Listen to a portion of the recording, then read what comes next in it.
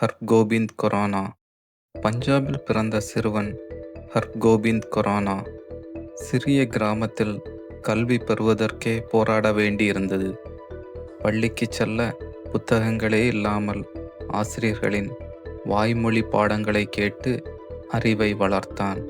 அறிவியல் மீது கொண்ட ஆர்வம் அவனை வெளிநாட்டு பயணத்திற்கு தூண்டியது.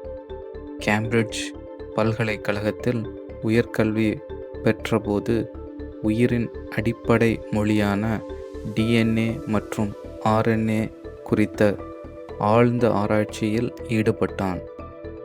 அமெரிக்காவில் ஆராய்ச்சியாளராக பணியாற்றிய கொரானா மூலக்கூறு உயிரியல் துறையில் புரட்சியை ஏற்படுத்தினார்.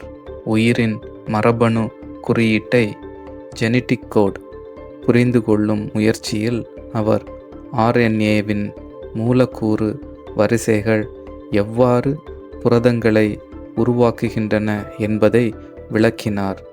இந்த கண்டுபிடிப்பு உயிரின் மொழியை மனிதர்கள் வாசிக்கக்கூடியதாக மாற்றியது. உலகம் முழுவதும் விஞ்ஞானிகள் அவரின் ஆராய்ச்சியை அடிப்படையாக கொண்டு புதிய கண்டுபிடிப்புகளை மேற்கொண்டனர். 1968ஆம் ஆண்டு கொரானா தனது குழுவுடன் சேர்ந்து உலகின் முதல் செயற்கை ஜீனை உருவாக்கினார். இயற்கை உருவாக்கிய மரபணுவை மனிதர்கள் ஆய்வகத்தில் உருவாக்க முடியும் என்பதை அவர் நிரூபித்தார். இது மருத்துவம், உயிரியல் மற்றும் மரபணு பொறியியல் துறைகளில் புதிய வாயில்களை திறந்தது. மனிதர்கள் நோய்களை புரிந்து கொள்ளவும் சிகிச்சை முறைகளை மேம்படுத்தவும் இந்த கண்டுபிடிப்பு பெரும் பங்களிப்பை செய்தது. அவரது ஓய்வற்ற முயற்சிகளுக்காக ஹர்கோபிந்த் கொரானா 1968ஆம் ஆண்டு நோபல் பரிசு பெற்றார். சிறிய கிராமத்தில் பிறந்த சிறுவன் உலகம் முழுவதும் உயிரியல் துறையில் ஒளி வீசும் நட்சத்திரமாக உயர்ந்தான்.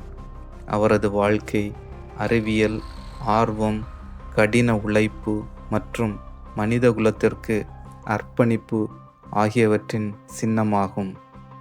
இன்று கொரானாவின் பெயர் அறிவியல் உலகில் என்றும் ஒலிக்கும் ஒரு ஊக்கக் குரலாக திகழ்கிறது.